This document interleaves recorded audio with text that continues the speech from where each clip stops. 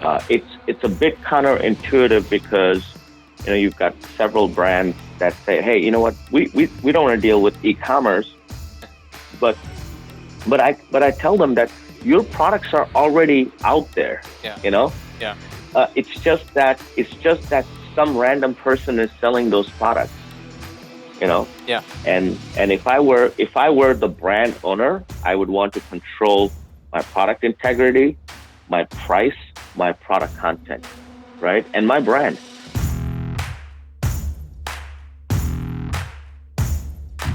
Welcome to Industrial Sage, a free video podcast series all about digital marketing for industrial manufacturers. Hear interviews with your peers and find out how they're solving the same challenges that you might be facing in your own field. Coming to you from the Optimum Production Studio in Atlanta, Georgia, this is Industrial Sage. Okay, let's jump in today's episode. I have the founder and president of the Upstart Group, who is based in Chicago. This is Rohan Thambrahalli. Thank you so much for joining me today, Rohan. Hey, thanks for having me. I appreciate it. No, this is great. So, all right. So for those who aren't familiar with the Upstart Group, and we want to be very specific, there's a few Upstart Groups. You guys are based in Chicago. Tell our audience like who you guys are, what you guys do. Yeah, we're a technology company focused on working specifically with commercial industrial brands, helping them really harness the power of e-commerce and many different e-commerce marketplaces and e-commerce platforms. Great, yeah. So e-commerce is a little topic. It's a little hot right now. But before we kind of jump into all that stuff a little bit, tell me a little bit about your background. How did you get started in this space? What's your background? Look, my background is traditional industrial sales. I grew up in the B2B industrial sales distribution space, focused on selling industrial commercial products to large enterprise customers. Really 5-7 years ago, as I was in front of customers, talking about a product, I continuously found that the customers were listening to me talking about whether it's a commercial lighting product, whether it's power tools, pneumatic tools. They really wanted social proof, right? They really wanted to see what other people were saying about this product, and they turned to the web, and specifically, they turned to Amazon to see what people were saying about this product and how they were using it, different applications. And that really was kind of the genesis of the business. For me, it was kind of a light bulb went off and said, wow, this customer who was buying product for a large enterprise is still turning to a platform that historically was really just meant for individual consumer to buy a cell phone case or an iPhone charger, right? And that really was the genesis of the company. That's awesome. Yeah. So that's an interesting thing that you were talking about. Just you said you found your customers were that they wanted that social proof. We want to get reviews. We want to be able to see how this product performs and what. And I think, and correct me if I'm wrong, but I feel that because of, we'll call it the Amazon effect or what have you, because of we have been predisposed as consumers to buy a certain way, like the way that you and I buy now, likely, right?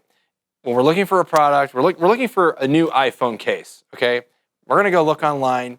9 times out of 10, we're probably going to land on Amazon somewhere. And then we're going to start diving into the reviews, and we're going to start looking at features, and we're going to maybe look at some videos, and we're going to do all that stuff, right?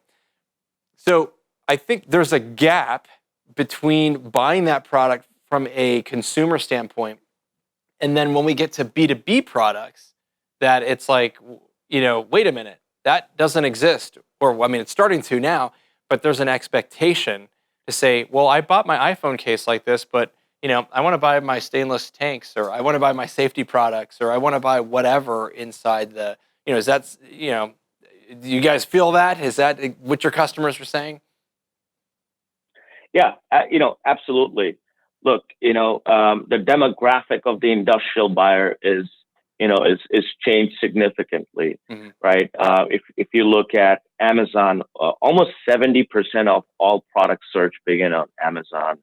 When I think there was an interview of Google's CEO, and they asked him, "Who's your biggest competitor in search?" And they said Amazon. They didn't say Bing. They didn't say Yahoo. He said Amazon's our biggest competitor because Amazon is the largest product search engine. Yeah. Right. So now what's happening is that B2B customer, when she's at home shopping for her supplies on Amazon, she's expecting the same level of customer experience when she's buying for a large plant or a large facility or a hospital. So to your point, however, though, there's a big gap between the data and the customer experience industrial brands currently have versus how their customers are shopping for their products. Yeah, that's 100%. So, what are, obviously you guys help companies be able to kind of mitigate that gap and be able to close that.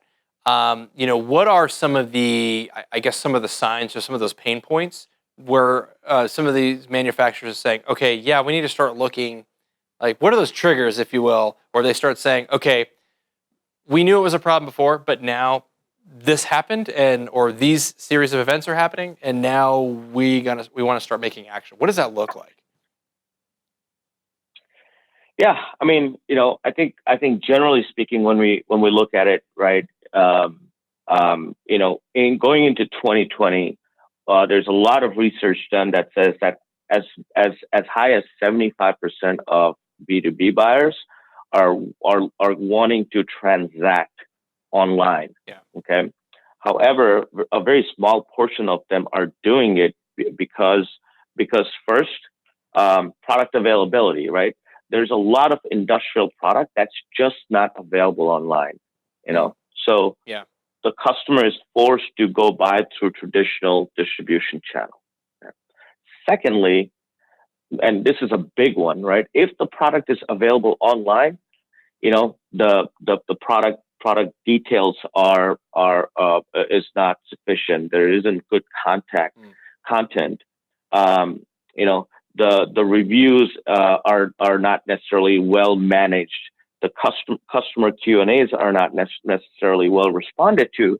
So it doesn't give the customer confidence that, okay, if I'm going to go buy a $1,600 circuit tracer online, do I have the confidence that this is truly being sold by the brand owner, the manufacturer, right? Because there's so many third-party sellers out there selling product. So, oftentimes you have, customers buying the product from some third-party sellers, and then when it's not working or it's not what they expected, sending the product back to the manufacturer saying, hey, this is your branded product. It's not what I ordered. It's not working. Right. So that's one thing that's happening one-off, but it's a big challenge. Right. Secondly, I think,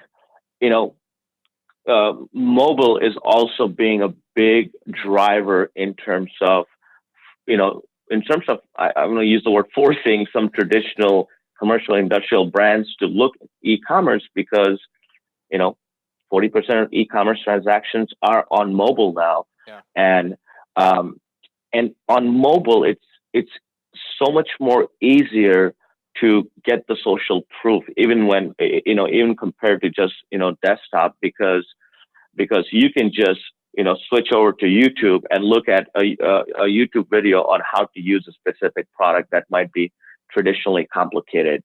So, access of information that's being created and put out there from other users who are using this product is a big, big, big driver of why a lot of the traditional brands are really looking to, sort of get footprint on e-commerce and mobile. And if they're not, they should start like really quickly. Yeah, I agree with you 100%. So maybe for those companies that are like saying they're realizing that and they say, hey, we need to start really quickly. What are some things like to be able to prepare for that? Like what do they need to have or not have? Like how do you make that, I guess, that transition? I just asked you a lot of questions.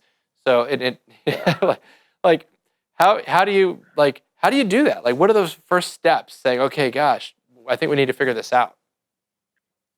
Yeah. And you know what? That's a great question. I think our recommendation always is don't try to boil the whole ocean, right? Start small, Yeah. right? Start small, because it is a lot of work, Yeah. right? Content is a big driver. So not just your very traditional technical product related data, Mm-hmm. but also having the intelligence around, okay, well, how are people searching for our products, right? The searches are different on desktop versus mobile. So making sure that we're incorporating all of that search intelligence into product bullet points, descriptions, having multiple product images, right? One or two product images just don't cut it now. Having, at least 5 product images, application images if possible, videos even better, right? So content is a big piece of it. And then I think really figuring out what is the right platform, right? Yeah. I think that also drives a lot of there's a lot of product discoverability, right? So a great example is we launched a brand that is that plays in the safety PPE space. They make work boots. Yeah. Okay. So if you're working in a large manufacturing facility or you're working at a food processing facility, you wear these boots. For the longest time, these products were traditionally just procured from MRO distributors. But we launched this brand about 90 days ago on Amazon, and they've seen significant sales increase. 30 days after we launched them. So that again tells us that these very traditional B2B buyers are relatively quickly migrating to the e-commerce platform, and having the products where your customers are shopping for your products is critically important. Yeah, that makes a lot of sense. But one of the challenges that I've heard, and I'm just curious about, if you've got a manufacturer who's traditionally going through 100% distribution, or some dealer, but yet now we're going through Amazon from a fulfillment standpoint. How have manufacturers been able to sort of adjust to that? Particularly if they're 100% going through distribution, it's just like we're just sending truckloads of stuff to our distributors versus now we're sending one thing or two much smaller shipments. Does that make sense? Yeah, and that again is a good point, right? These manufacturers traditionally make the product, put them on pallets, and just ship them out, and let somebody else worry about the broad-based distribution. So with e-commerce, there's obviously 2 ways to do this, right? You can have a relationship with a Home Depot or a Walmart or Amazon, where you ship product directly to their fulfillment centers, and then they do the broad-based distribution on their own. Or you can always choose to do drop ship, where you're shipping product directly to end users. But in our experience, there are several, mainly non-CPG brands, I'll say, that they just don't have dropship capabilities. Gotcha. Yeah. Right. So that does become a bottleneck for several brands. So would you say? So if I understand correctly, so most manufacturers who are doing this, are they going through like an Amazon type fulfillment, or are they fulfilling on their own? Wasn't sure I understood that. Yeah, most of them are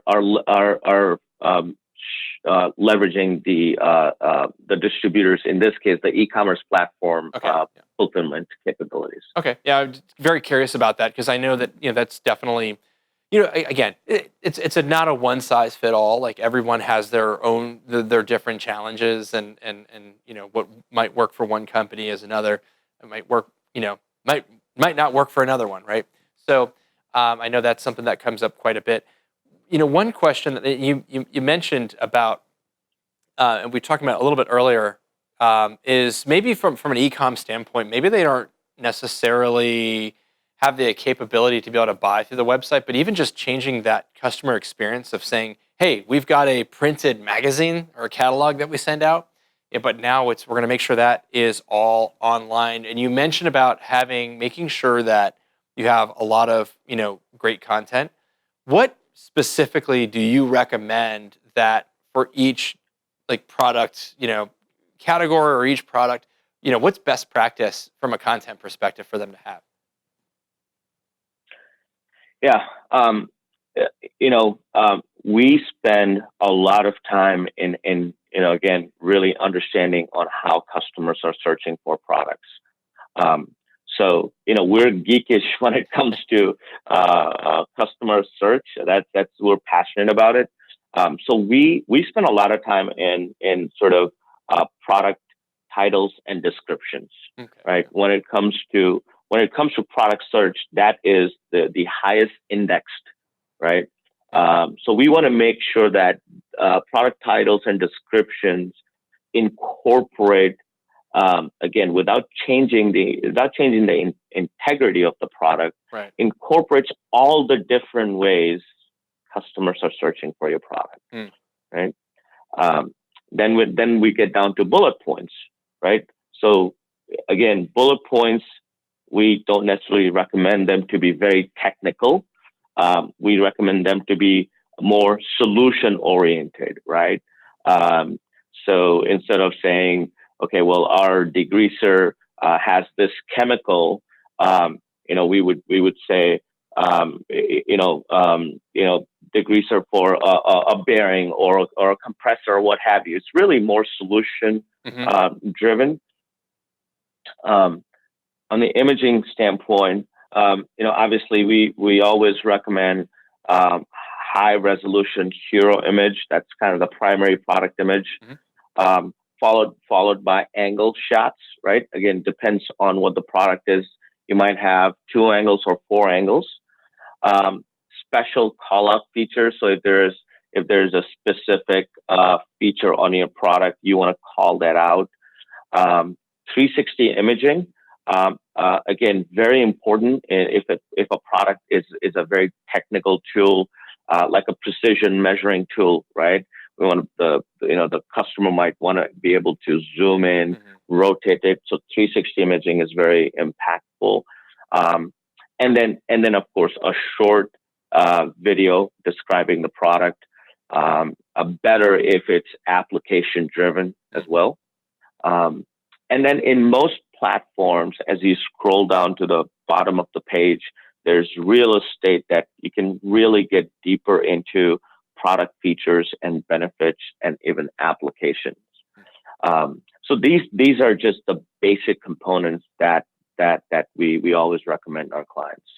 Great. No, that's good to know. Especially, I think you're mentioning that specific on the imagery, making sure that it's. I think you said that there was 5 images and the whole 360 piece. Video obviously is a big game changer, and then specifically with the application-specific content, I think, is makes a lot of sense. Obviously, relative to the product, depending on what that is. But yeah, that makes a lot of sense. Yeah, and I think what's interesting to me is that because I do come from that the belly to belly belly to belly industrial sales piece. One thing that's remained constant from that time to today is customer relevancy, right? So and it's taken different forms, different forms of delivery, but at the end of the day, anything we put out there, whether we're doing an in-person sales pitch or it's an e-commerce platform or mobile, the more relevant we can be to the customer, the more likely you're able to deliver a really great customer experience. Yeah, exactly. I think the big piece really is customer confidence, right? So it's a bit counterintuitive because you've got several brands that say, hey, you know what, we don't want to deal with e-commerce, but I tell them that your products are already out there. Yeah. Yeah. It's just that some random person is selling those products. Yeah. And if I were the brand owner, I would want to control my product integrity, my price, my product content, right, and my brand. Those are the big things that I would want to control. So for me to be able to do that effectively, I have to directly engage with these platforms and not let some random person dictate those 4 big things that really matter. Yeah. Have you found that, sometimes there's a little bit of a fear from from a dealer distributor standpoint, depending on, depending on the company and the approach, that there is there's irrelevancy for a distributor. If you're rolling out on an e-commerce model, I guess what I'm asking is, where are ways that you guys have seen where that this has really added a huge benefit versus you're adding another channel. Yes, they could go direct to the consumer or to the end user rather, versus maybe the prior model. Yeah, look, the number one pushback we get is, we have big business in the traditional channels, and what we tell them always is that don't be channel obsessed, be customer obsessed. That's right. Yes, yeah. So because your customer obsession should make you want to provide your products on e-commerce platform.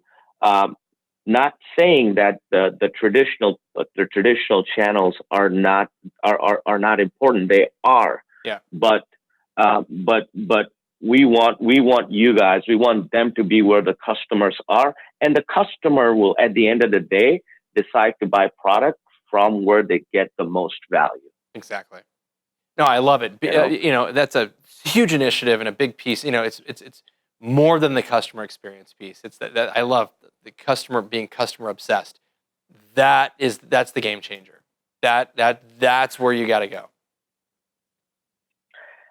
Yeah, and the way we really look at that is it comes in many different forms, right? That customer obsession, and there's so many different ways we can do that on an e-commerce or mobile platform. Is because we want to be able to tell the brand story, directly to the person that's turning that wrench all day long, right? And I think in some cases, the ability to tell that story in the traditional channel it's somewhat reserved for just the tier 1 brands. Well, we're the underdogs. We want to tell the tier 2 brand, tier 3 brand story to the actual users that are using the product, making a living using their product every day. Yeah. No, absolutely. That makes a lot of sense to me. So as we're kind of wrapping up, what else? What recommendations do you give to companies as we kind of move into 2020? Think about that company that's kind of on the edge, thinking, okay, yeah, we might need to move. We're kind of on the fence, like going in this direction. What would you tell them? Well, I would tell them that, think about your customer, stay customer obsessed. Your customers are searching for your products on e-commerce platforms. Okay. Secondly, your products are already out there, right? Some random third-party seller is selling your product. They're controlling your brand, your product integrity, your pricing strategy, and more importantly, customer experience on your behalf. So as a brand, we strongly feel that the brand should be controlling that, not somebody else. And lastly, I would say that, allow your customer the experience that they deserve when they're at home, buying something for themselves. The experience shouldn't be any different when they're at work buying one of your products. Bingo. That's it. That's awesome. So Rohan, I really appreciate the time. I know your time is very limited. Thank you for spending it with us on Industrial Sage. If anyone would love to learn more about you, what's the best way to learn more about you? Thanks for having me on. I really appreciate the opportunity. We're definitely passionate about this space. To learn more about us, you can go to www.upstartusa.com. Our headquarters in Chicago, Illinois. I would love to have a chat with anybody. Awesome. Well, Rohan, I really appreciate it. And stay warm. Stay warm up there in Chicago. Yeah, thanks a lot. Appreciate it. All right, thanks. Okay, so another really great episode here. So a couple of key takeaways that I had. And, I've been hearing this term, we've all been hearing it for a little bit. And obviously it's like elevating the next game of that customer experience. It's being customer obsessed. It's really understanding, what those challenges are that your customers are going through. How can we facilitate an easier sale? How can we make things better and easier and faster for our customers? And e-com is a really great way of being able to do that. Why? Rohan talked about, I think he said that, he's talked about how Google was saying that Amazon is actually their biggest competitor. It's not Bing, it's not Yahoo, Amazon. And people are doing their product research there, and that is happening whether it's B2C or B2B. So there's a lot to learn here. There's a lot if you're not going down this road, to start thinking about it. Say, hey, look at our customers, and if this is how they want to buy, and there's a way that we can do this, start thinking about that. And I also loved how Rohan was talking about some best practices around how to really communicate the value prop for your products, and making sure that you have all the right images and the search titles and the descriptions. Maybe adding some video, 360 content, and being really application specific versus just kind of general. So some really great insights here. Hopefully you have one or two takeaways. And I have a laundry list of things that I took away from this. So listen, if you have any questions you'd like us to answer on the show, we'd be happy to do that. You can reach out to us at industrialsage.com/questions. We'd love to answer them for you.